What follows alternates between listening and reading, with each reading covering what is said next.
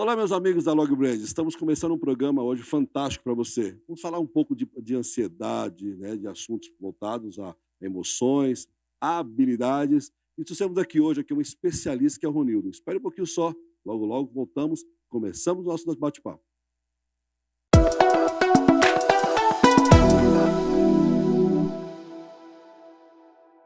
Olá, pessoal. Aqui é Eurico Cesarino. Estamos começando o programa Log Brands e hoje nós temos um bate-papo fantástico aqui com o Ronildo, especialista em tratar de gente. Atuamos com tanta coisa, né, com produtos, serviços, mas o Ronildo, ele é psicólogo, ele é fundador da Skills Comportamental, trabalha exatamente com os C-Levels, executivos. Seja bem-vindo ao programa Log Brands, Ronildo. Eu que agradeço pelo convite, Eurico, né, a todos os seus ouvintes aí, telespectadores. A gente possa hoje aqui nessa conversa compreender um pouco melhor a mente que tem um efeito tão impactante no nosso comportamento. Bom, já quero começar a saber. Nós sabemos que muitos especialistas, executivos, C-levels, presidentes, são direcionados para a sua própria empresa, são criados a partir deles, né? Hoje aí o caótico, voltado para a ansiedade, comportamentos destrutivos, enfim. Como é que você, como especialista, tem visto esse cenário? E, claro, antes de começar esse bate-papo, eu queria um pouco que você falasse de você, como é que chegou esse momento de estar grandes executivos do Brasil? Eu vim do meio empresarial, né, era sócio de uma empresa, uma indústria de termoplástico, que abastecia aí montadoras de veículos, e vim depois da graduação de psicologia, pós-graduação em gestão com pessoas, e eu comecei esse trabalho, né, de assessoria mais específica, mais nichado dentro do meio empresarial, que é o que? O suporte psicológico, daí a fundação da Skills Comportamental, que é uma assessoria e consultoria psicológica para líderes e empresários, né, de todo e qualquer ramo, óbvio, no sentido de auxiliá-lo a enxergar muito o que é dele e o que de fato é do negócio. Porque às vezes a gente faz essa mistura e muitas vezes não conseguimos compreender, prejudicando as habilidades sociais aí e, consequentemente, a produtividade. Mas, rapaz, me fala para mim uma coisa. A pessoa veio lá do jurídico, né, advogado, né, e cai na psicologia, isso é uma conexão? Na verdade, eu vim da indústria plástica, né? Trabalhando nessa área da administração e sempre lidei com gente. Então, na sociedade, eu era, por exemplo, o diretor responsável pela unidade Fabril, pela fábrica. Tá. Sempre lidando com pessoas. E isso foi me dando, né, uma habilidade. Também presidi um instituto do terceiro setor por 10 anos, lidando com várias pessoas aqui no Brasil, né, em torno de 10, 15 mil pessoas.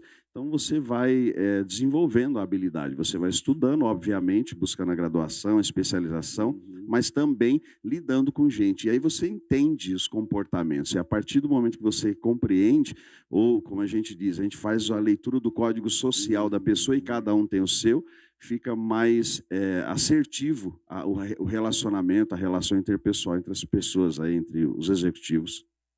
Bom, o pessoal Ronildo é um especialista em avaliar pessoas, né? Inclusive tem alguns eventos.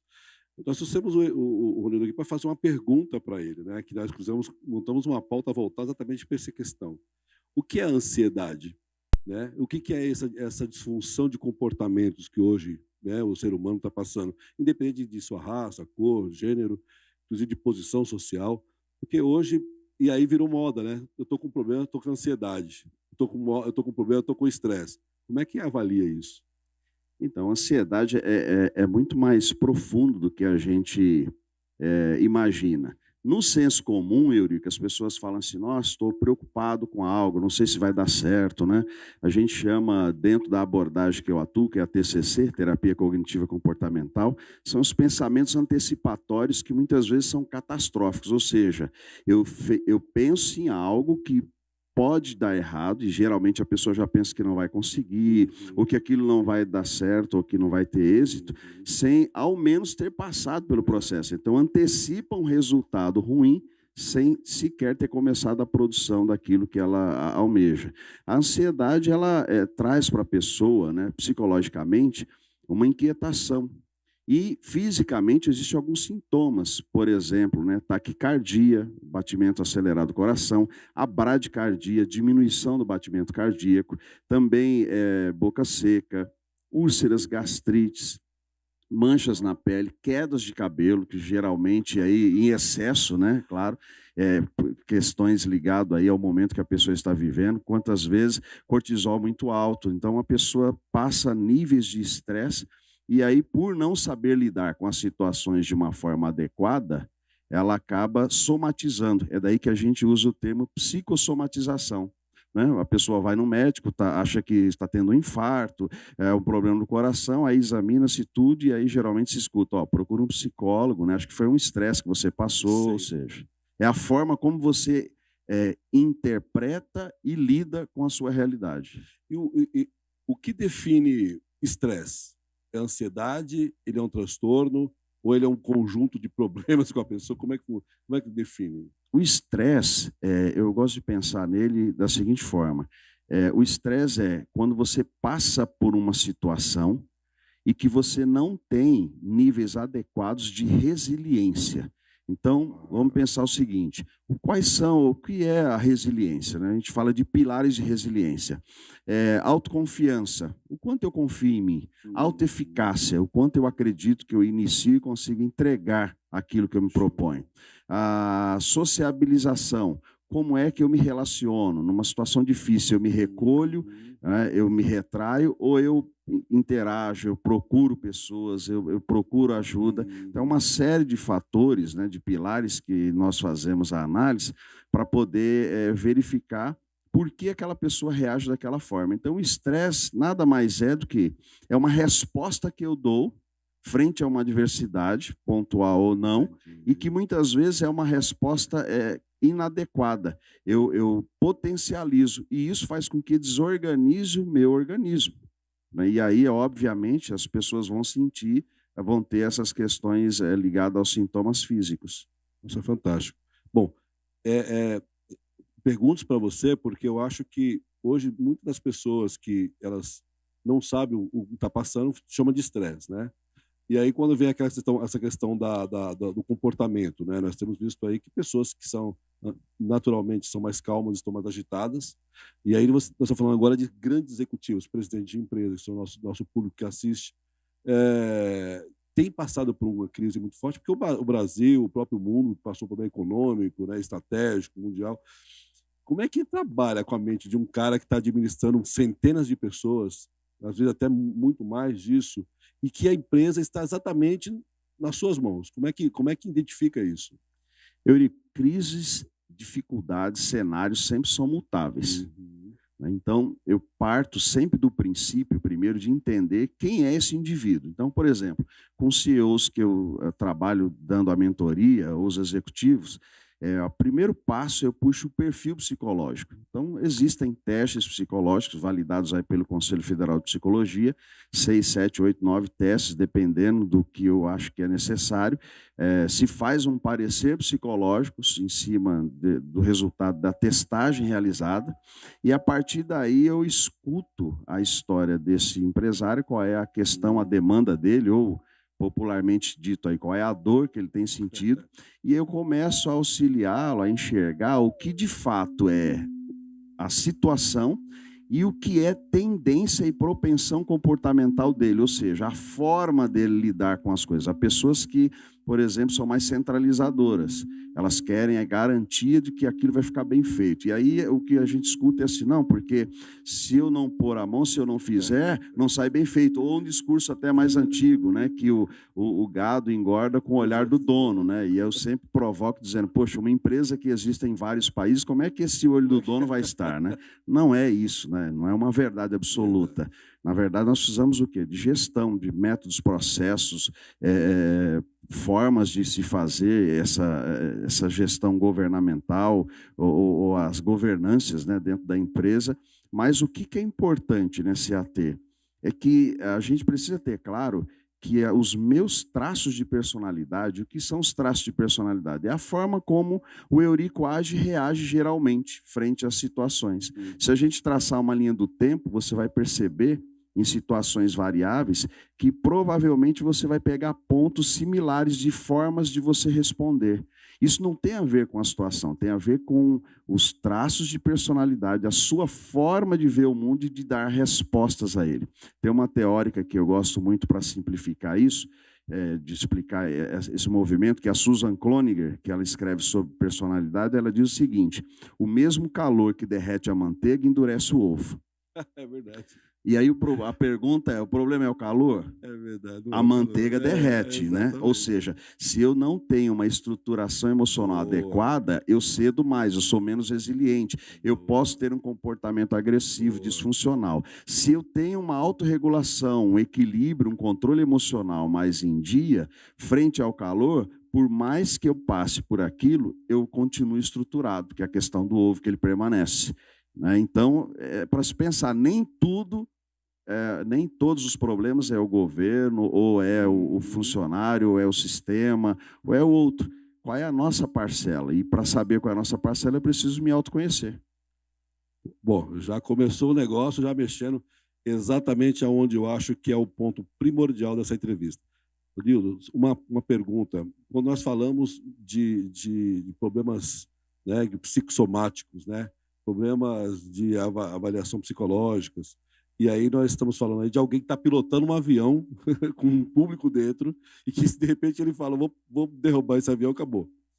Quando nós olhamos para esse cenário, nós sabemos que o trabalho de um psicólogo, né, do terapeuta, que acompanha, ele faz esse trabalho por algum tempo. Como é que funciona esse atendimento e como que dispara isso? Primeiro, porque eu acho que tem que gerar interesse, né, quem está lá, para poder perceber que precisa de apoio. Porque muitas vezes quem está na torre sabe que é difícil, sempre está sozinho, sempre com uma pressão muito forte. Como é que provoca esse interesse de ele achar que precisa de apoio? Eu acho que aí vai muito da habilidade do profissional de psicologia, né? Eu acho que a psicologia é um campo do saber que ela é fantástica porque abarca muitas áreas. Só que o profissional precisa ter a habilidade de saber fazer essa conexão. Show. Quando você fala de psicologia para um empresário, para um executivo, ele logo imagina dentro da linha da psicanálise aquela coisa assim do divã: vou deitar lá, falar, alguém vai me ouvir, não vai me falar nada, enfim. Isso eu pago a hora. Exato. A psicologia tem N abordagens, né? Que vai desde a psicanálise, a TCC e outras.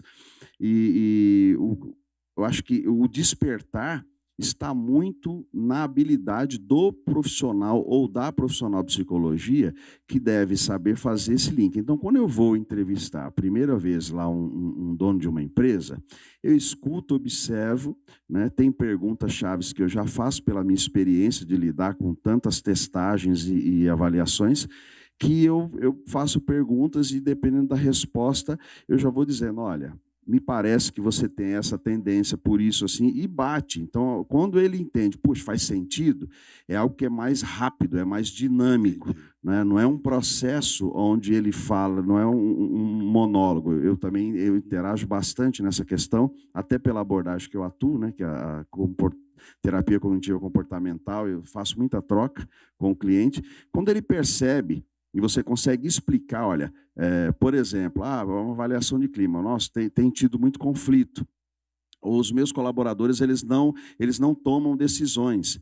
Né? Quando vem discursos desse tipo, e eu faço lá o levantamento do clima organizacional e o processo decisório da baixo, eu já puxo o perfil dos gestores, porque se eu tenho um gestor que ele tem um comportamento mais agressivo, uma comunicação inadequada, ele vai intimidar esse time. Obviamente, esse time não vai sentir com autonomia ou liberdade para sugerir e decidir, e é o que aparece no clima. Então, entende que, além das variáveis ambiente, estrutura, outras coisas, a forma de gestão ela é muito importante, porque eu digo para os donos o seguinte, que sua responsabilidade não é só a CLT ou o PJ. O emocional dessas pessoas também é responsabilidade do gestor. Obviamente, não como psicólogo, mas o comportamento que ele tem, a forma que ele tem de liderar, vai influenciar negativamente ou positivamente. Deixa eu te fazer uma pergunta, aproveitando que esse ponto é muito importante. Nós temos agora, vamos dizer, nós temos 4 gerações. Nós temos uma geração lá que é um pouco mais adiante, que é de 70, 80 anos. Nós temos a geração de agora 40 para 50 anos, nós temos a geração de 20 para 35 anos, que é a geração mais jovem, depois tem a de 20 para baixo. Como é que interagir? Porque tem um CEO, tem uma cabeça, né, um pouco mais experiente, tem um tempo maior, e aí o público que ele está embaixo é o público mais jovem, que tem um pensamento completamente diferente, a sua gestão está num outro comportamento. Como é que consegue avaliar tudo isso? Como é que ele consegue ter essa noção? Claro que, mais uma vez, ele está pilotando um avião, está todo mundo dentro. Como é que ele consegue ter essa habilidade de lidar com todos esses níveis e aí ter a resposta certa para tudo? Eu vou começar explicando primeiro assim, né? Sobre gerações. Eu estou provocando porque eu sei que acho que faz muito sentido. Acho que é importante, até eu sugiro para quem não conhece, Sidney Oliveira, ele é um escritor, ele escreve sobre gerações, tem alguns livros aí que ele já lançou, cara muito que a mim faz muito sentido, para mim faz muito sentido. Pode repetir? Sidney Oliveira. Sidney Oliveira. É geração Y, geração Z, ele escreve sobre as gerações. Primeiro ponto é assim, eu acho que você vai encontrar pessoas com mais idade e menos idade. E aí o discurso que geralmente vem, mas eu tenho mais maturidade, aquele é mais experiente. Eu defino maturidade que não tem a ver, na minha análise, com o tempo ou os cabelos brancos, Eurico, mas maturidade para mim é a capacidade que o indivíduo tem de observar os outros, a si mesmo, tirar lições, extrair daí lições e aplicar no seu momento presente. Por que eu digo sempre isso? Porque você pode ter alguém de 70 anos que tomam decisões repetitivas, replicam, que traz prejuízo e não muda, né? Ou seja, imaturo. E você pode encontrar um garoto aí de 20, 25 anos que toma decisões muito acertadas. Então, maturidade não tem a ver com tempo de empresa, com idade, tem a ver com essa capacidade de entendimento, filtro e aplicação. Primeiro ponto.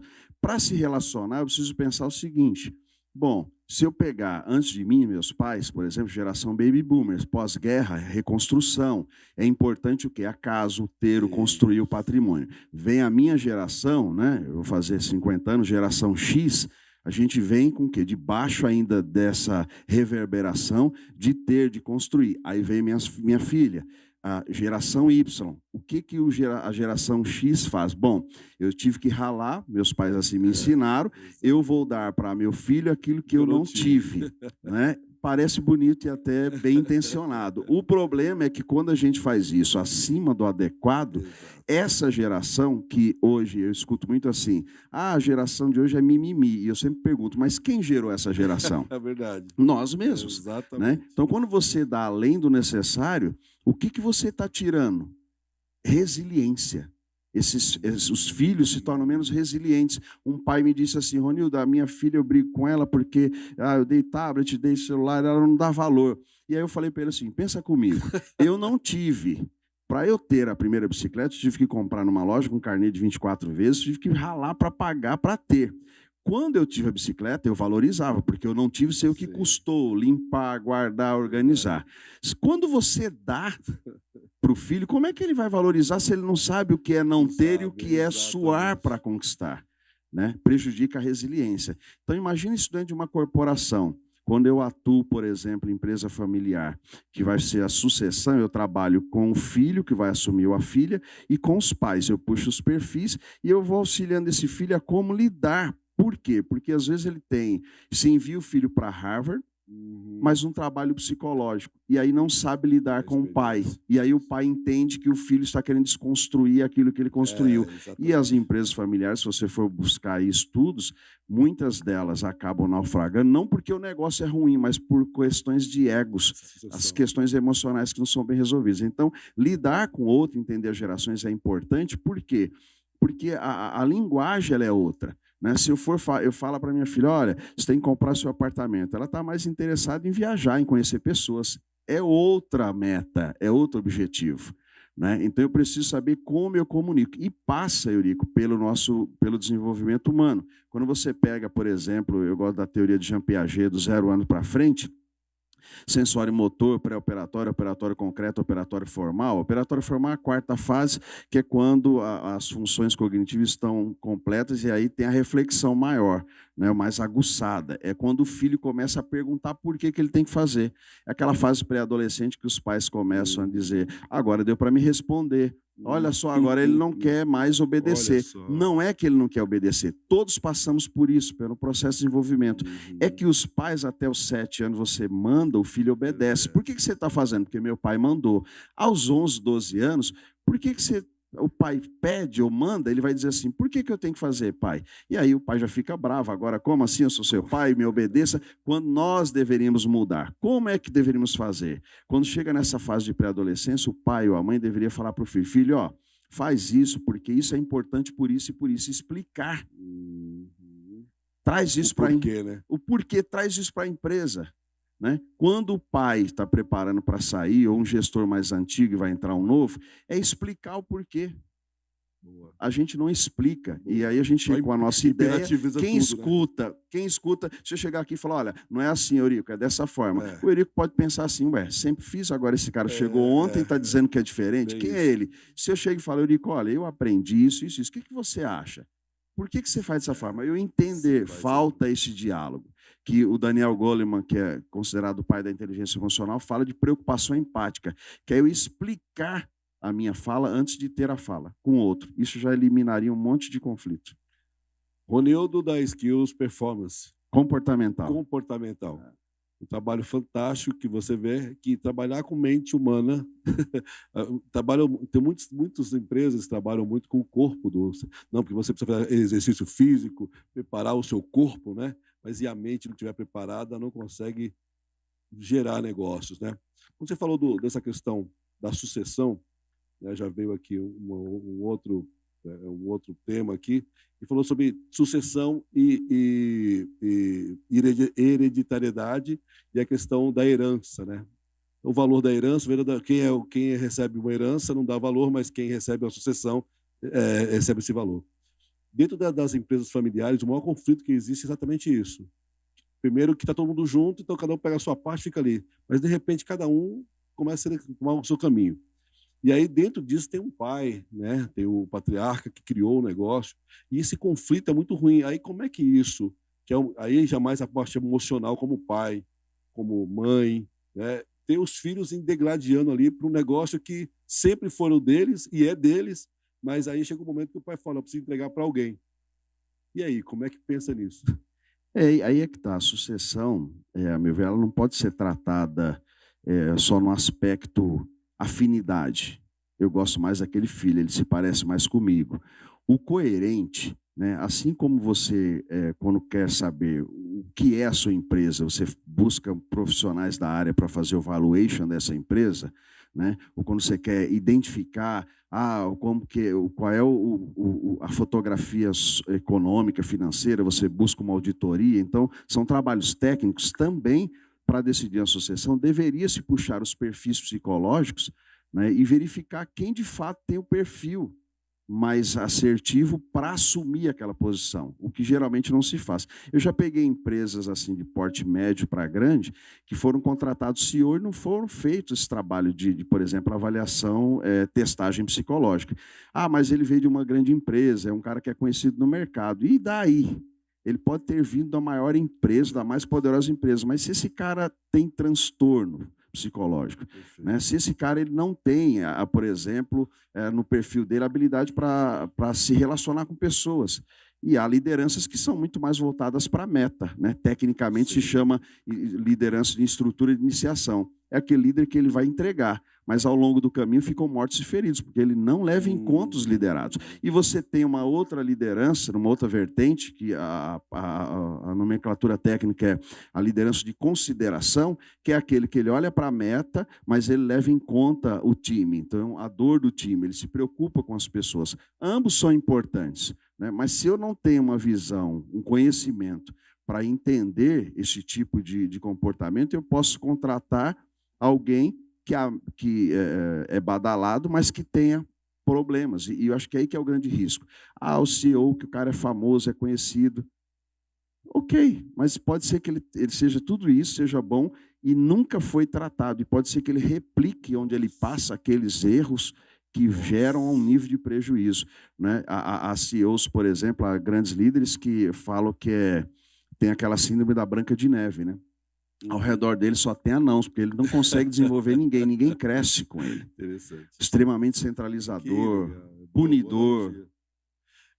Olhando para isso, hoje nós falamos muito. Bom, o Brasil é um berço, dizer assim, do futebol, né? E aí nós temos hoje grandes líderes no futebol que conseguem transformar times, né? Vê aí o último aí que foi o Palmeiras, né? Que foi campeão. E aí eu acho que eu fico muito feliz da forma de falar isso, que é a habilidade de um técnico de futebol, aí eles falam mais do corporativo esportista, mas o cara que tem uma... Assim, eu tive a oportunidade de conhecer alguns técnicos de futebol, e aí a gente pensa, o cara é técnico só do time. Na verdade, não, a estrutura do clube está nas costas dele, né? Porque se ele ganha, toda a renda vai para o clube. Se ele perde, tudo que perde, o clube também perde. Olhando para esse cenário, olhando para o time de futebol, olhando também para o executivo, como que desenvolve pessoas, tem habilidade. E aí você vê cada momento, cada habilidade de lidar com as pessoas, tirar o melhor delas, isso em qualquer campo, tem que ter uma pessoa muito bem preparada para isso, né? Eu acho que você não é só uma pessoa que nasceu para isso, você tem que ser muito bem preparada. Como é que você chega nesse ponto, Ronildo? Porque alguns têm algo que foram iluminados, né? Mas tem outros que precisam ser muito bem preparados. Quanto tempo leva isso e como trabalhar com isso? Tem um teórico, que eu não me lembro agora o nome, que ele diz o seguinte, que o gênio é aquele que nunca para de estudar. Então, primeiro ponto, eu acho que é assim, eu preciso ter a humildade. Você precisa voltar mais vezes aqui com os seus provérbios. Viu? O gênio é aquele que nunca para de estudar. Então, assim, eu preciso primeiro ter uma coisa chamada humildade. Eu encontro, agora mesmo, eu dou mentoria numa empresa aí no norte do Brasil, que o dono, né, o CEO, ele abriu uma questão psicológica dele para todos os liderados e teve um impacto. Os caras não sabiam que ele tinha aquela questão e isso inspirou ainda mais, motivou. Então, acho que o CEO ou o dono da empresa, ele precisa entender, primeiro, que ele não é Deus. Boa. Segundo, que nunca ninguém é tudo. É utópico achar que eu sei tudo, sou autossuficiente, vou dar conta de tudo. Por isso que a ansiedade, que a gente vai falar ainda dos pensamentos acelerados aí, né, do síndrome do pensamento acelerado, da ansiedade, por isso que as pessoas desencadeiam esse tipo de reações nela e tumultuam, às vezes, o seu time, porque ela não entende que por mais que ela deu certo na vida, por mais que ela é milionária ou bilionária, ela precisa cuidar da saúde mental dela, como qualquer cuidado clínico. Né? Uma vez por ano, né? Cada um, eu vou, por exemplo, uma vez por ano eu faço check-up, mas de 3 em 3 meses eu faço acompanhamento com um médico ortomolecular. Todas as vitaminas, hormônios, reponho, faço todo o trabalho, de 3 em 3 meses, disciplinadamente. Por quê? Como é que eu vou dar conta de viajar, de palestrar, de treinar, de escutar, de mentorear, de liderar, né, outros que trabalham comigo, se eu não estiver congruente, se eu não estiver bem? Então, a primeira coisa é assim, ser humilde para entender que precisa de ajuda. Um CEO, um dono de uma empresa, que ele não faz terapia, que ele não tem uma assessoria psicológica, a meu ver, ele já tem uma perda. Por mais sucesso que ele tenha, talvez poderia ter muito mais. Né? Então, ter primeiro essa humildade que assim, cara, eu preciso, para mim é importante. Eu vou de 3 em 3 meses no médico, faço toda uma bateria de exame de sangue, tomo lá soroterapia, né, um monte de vitaminas na veia direto para durar 3 meses no organismo, que faço acompanhamentos com profissionais. Eu fiz terapia, cuidado clínico, cuidado ortomolecular, né, treino, alimentação, quer dizer, precisa ter um olhar 360 graus. Porque influencia, o Eurico, um hormônio desregulado, né? Pega, por exemplo, um hormônio tireoidiano aí nas mulheres. Há já pesquisas que falam que é um dos influenciadores, por exemplo, do nível de irritabilidade. às vezes a pessoa não sabe. Não sabe, exato. Né? Eu já Isso peguei, é mais ou é menos, né? eu já peguei donos de empresa que é desanimado, problema na libido, sem ânimo, achou que era depressão, e não era depressão, o cara estava com a testosterona muito baixa. Então, numa conversa, pedi para ele procurar o médico dele e verificou, repôs, deu um up, e aí trabalhamos a questão psicológica. Então, não basta ter um olhar só para uma vertente, a gente precisa ter um olhar como um todo. Né? Bom, isso, eu acho que esse assunto não tem que voltar outra vez a falar só desse assunto, porque eu acredito piamente que o ser humano precisa de outros meios para não só alimentação, precisa ter outros tipos de vitamina, exercício físico, como você colocou. Agora eu quero entrar nesse ponto que nós estamos falando, que foi o assunto da pauta, sobre ansiedade, né, e sobre principalmente com essas dificuldades, essas ações comportamentais que isso traz.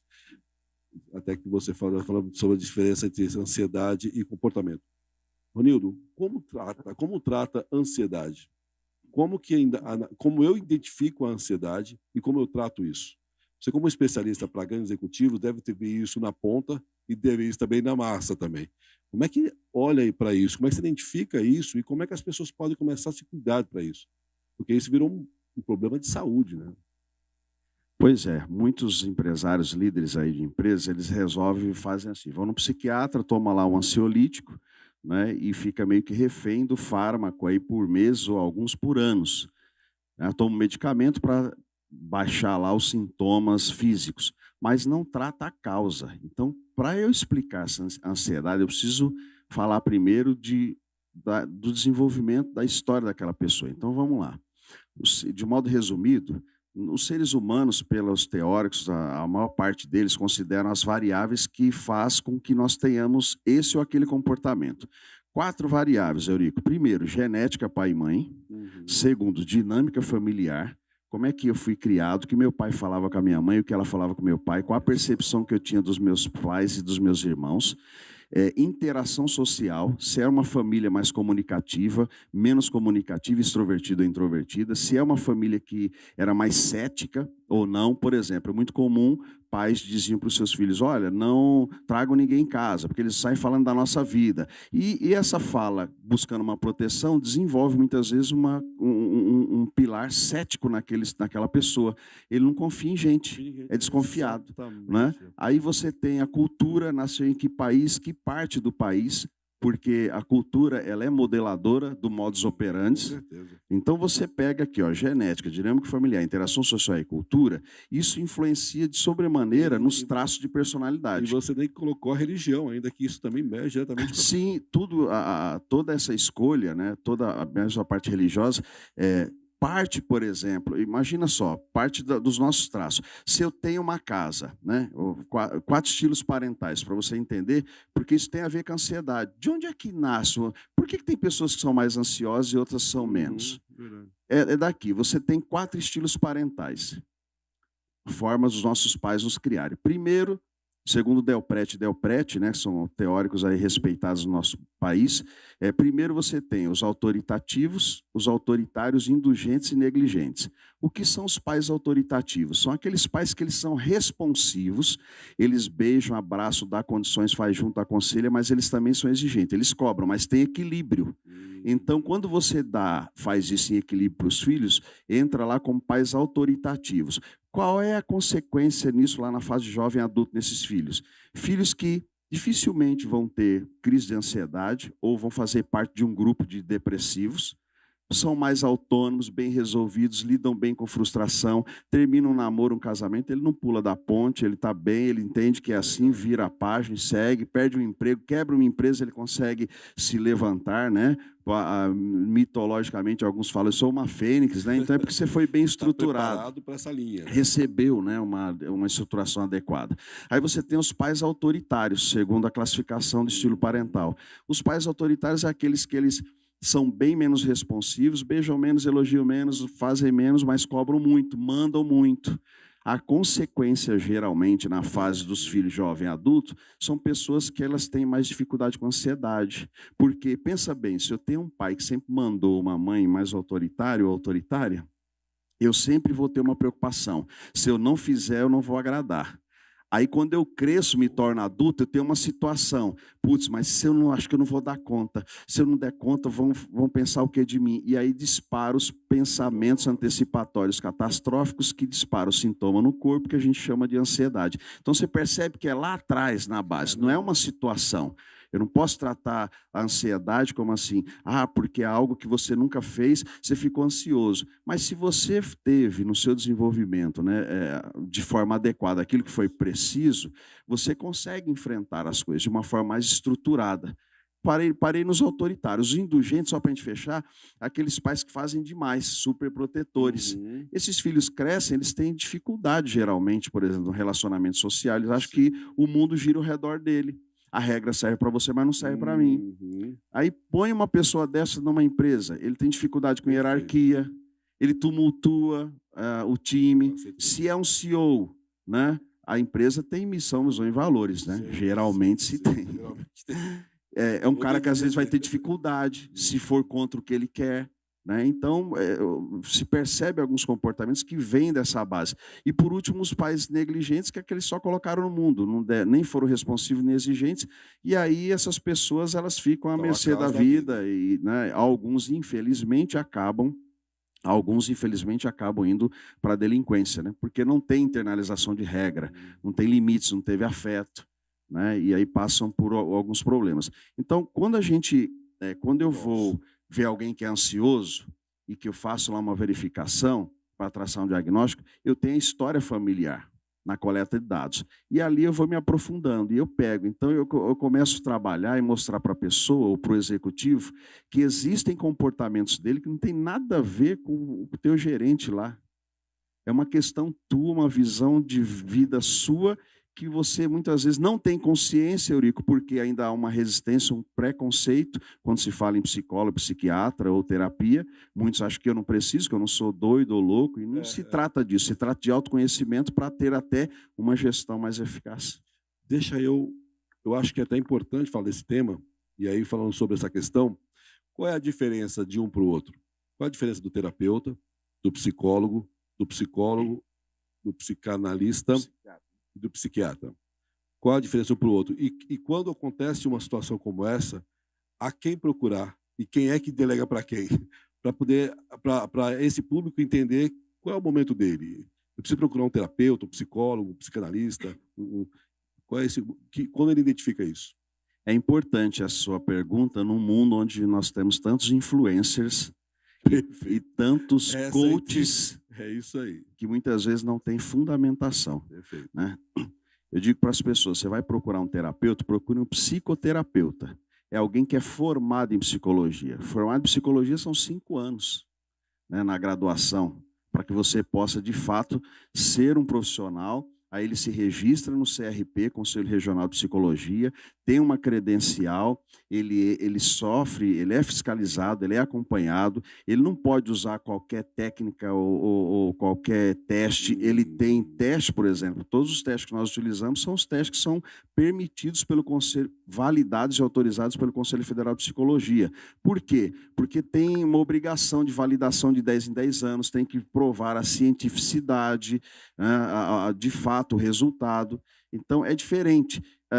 Não estou dizendo que a pessoa não possa procurar um psicanalista que não estudou psicologia, mas é saber o que ele está procurando. Perfeito. O que eu acho que às vezes desonesto é assim, eu sou terapeuta, aí a pessoa entende que eu sou psicóloga. Às vezes eu não sou, eu fiz um curso de psicanálise, ou 2 anos, ou até sou um coach e me apresento como terapeuta. Então, acho que é trabalho. Por isso que eu não digo, por exemplo, nas palestras que eu realizo, eu não coloco palestra motivacional. Eu coloco palestra psicoeducacional, porque eu trabalho dentro do saber psicológico. Eu não coloco terapeuta, eu sou psicoterapeuta. Né? Enquanto atuava na clínica, é psicoterapeuta. É você ser honesto na sua comunicação. Né? As pessoas falam, doutor, não sou doutor, sou psicólogo. Doutor é quem tem doutorado e não cabe no senso comum isso. Né? Então, são coisas que... Quando você é mais claro sobre isso, acho que é ser honesto, para que as pessoas entendam quem de fato ela está contratando ou adquirindo, que produto ela está adquirindo. Tem essa diferença, então. Um que não é, ele atende, até tem terapeutas excelentes ou coaches excelentes que vão ajudar aquela pessoa. Sim.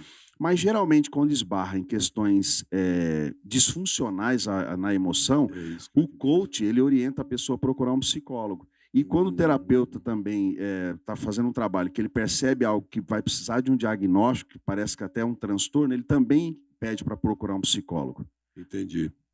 E quando surge toda essa questão emocional, identifica a questão emocional, né, esse trabalho que você falou é fantástico, porque você vai da base, a familiar, tal. E como é que isso pode acarretar de chegar um momento de ter que tomar algum medicamento? Porque você falou exatamente isso, a pessoa se prepara para estar bem fisicamente, tem o acompanhamento médico, enfim, mas existe algum momento que ele precisa tomar algum tipo de medicação em função daquele problema de ansiedade, de pensamento acelerado? Aí é que está, ó. De onde vem a ansiedade, né? Nessa explicação que eu dei. Se eu acho que eu sempre tenho que fazer, me preocupando em agradar os outros acima do coerente, Coerente. eu vou estar sempre nesse estado ansioso. Porque aí, nessa relação dos pais que eu disse, tem um outro teórico chamado John Bowlby, que eu uso muito a teoria dele, que é a teoria do apego, que ele fala do apego seguro, ansioso e evitante, né? Os seguros são aqueles que foram nutridos de uma forma adequada e lidam bem com a vida. Os ansiosos são aqueles que fazem parte, né, desse Olha grupo de só. pessoas que, por exemplo, o pai foi embora, a mãe teve que fazer o papel dos dois, ou então teve lá o pai e a mãe, mas eram ausentes mesmo estando dentro da própria casa, ou ainda, né, aquele filho percebia que os pais amavam mais o irmão do que a ele, e aí é uma percepção. Então ele cresce e aí vai se tornar um profissional, um executivo, e ele carrega, muitas vezes, sem até ter essa consciência, assim, poxa, eu tenho que sempre fazer agradar para eu ser aceito, para eu não ser reprovado, para eu não ser rejeitado, para eu não sofrer abandono. E aí esses pensamentos distorcidos levam a pessoa a entrar nesse looping, né, dessa busca, dessa preocupação excessiva que desencadeia o que a gente chama aí de ansiedade. Que tem a ver com desafio? Não, tem a ver com os traços de personalidade que eu Perfeito. levo em conta a história da pessoa. Então eu não trato o desafio. Ah, Ronildo, vim aqui hoje porque eu divorciei, estou ficando depressivo. Não, você não está depressivo porque Por causa disso, divorciou. Você está depressivo porque nos seus traços de personalidade tem fragilização de autoconfiança, você não se vê alguém que dá conta das coisas, você não tem Uau. autoeficácia, você não consegue se enxergar como indivíduo que pode fazer e ser. E aí é óbvio, você toma um solavanco da vida maior e outra, só para também desmistificar. Ah, eu acho que eu estou depressivo. Por que você acha? Eu ando triste. Quanto tempo? Ah, ontem eu estava triste, hoje eu estou melhorzinho. Eu falei, então, depressão, para a gente começar a investigar, é no mínimo 2 semanas contínuo de tristeza, um estado de prostração. E aí existem testes adequados para saber se a pessoa está leve, moderado, severo, para então trabalhar na terapia e, em alguns casos, junto com o psiquiatra, quando precisa de um medicamento. Bom, você percebeu que o assunto aqui ele é muito bom e se deixar a gente vai aqui o dia inteiro e temos muito, mas muito bate-papo. Eu até quero dizer assim, o assunto relacionado ao perfil, né, psicológico, profissional, ele é um assunto que vai ser muito discutido aqui no programa, principalmente em 2024, porque nós temos uma ideia aqui de ter psicólogos aqui. O Ronildo é uma das pessoas que nós queremos convidar para vir outras vezes aqui e traçar assuntos pontuais, né? Porque surge muito, nós temos muitos surgimentos de muitos influenciadores e depois a gente teve muitos problemas aí com os próprios influenciadores que têm problemas psicológicos. Nós temos, e aí temos muitos executivos também. Grande parte desse público que está aqui, Ronildo, são públicos que tomam decisões para muitas pessoas. E eu sempre falo que esse público que está aqui, eles são os pilotos desses aviões. Se apertar o botãozinho, ele cai lá de cima, mata todo mundo. Quero convidar você para vir uma outra oportunidade aqui para a gente falar de outros assuntos. Já quero te agradecer. E aí o nosso público está à disposição para você. Queria que você mandasse um recado para o nosso público, falasse para eles aquilo que você entende, que o momento da psicologia para tratar esses assuntos e, claro, falar também de onde conseguir te localizar e buscar os seus serviços. Eu diria que é importantíssimo você ter essa clareza que, a partir da forma como você interpreta a situação, você pode estar criando um tsunami ou enxergando que de fato a situação, como ela de fato se apresenta. Para aqueles que lideram, eu tenho um treinamento que eu já dei algumas vezes, que é liderando a si mesmo para poder liderar. Porque geralmente eu faço na empresa, né, corporativo. Porque se eu não me conheço, se eu não me percebo por quê e qual as tendências que eu tenho de tomada de decisões, eu posso estar replicando aquilo, ou seja, sendo teimoso e não perseverante, que há uma diferença, né? E teimoso insiste no mesmo caminho, e eu posso conduzir o meu negócio de uma forma não tão lucrativa. E o pior, perdendo ótimos profissionais, às vezes a empresa perde um diamante, ele vai para o concorrente, porque o gestor não teve essa capacidade de avaliar, de perceber. Por que não teve? Porque ele não conhece nem a ele próprio. Né? Então, o nosso trabalho é esse, é de ajudar desde o dono da empresa, os gerentes, os heads, a se conhecerem melhor, a saber lidar com pessoas. Hoje, muito exigido e pedido soft skills, né? Eu uso mais o português, eu trabalho habilidades sociais, que acho que isso é importantíssimo para todas as áreas da vida. Ensinamos como, treinamos, e você pode nos achar aí no Skills Comportamental, Skills com 2 L's, né, no Instagram, ou no meu pessoal, que é Ronildo Queiroz Oficial, no Insta. Segue lá, tem algumas dicas, tem como nos achar, ter contato. O site da Skills é skills, com 2 Ls, skillscomportamental.com.br. Lá tem depoimentos de empresários que nós já fizemos treinamento, fizemos mentoria, né, e fazemos ainda atualmente aí em algumas empresas. Né, e, tendo convite, voltarei com prazer.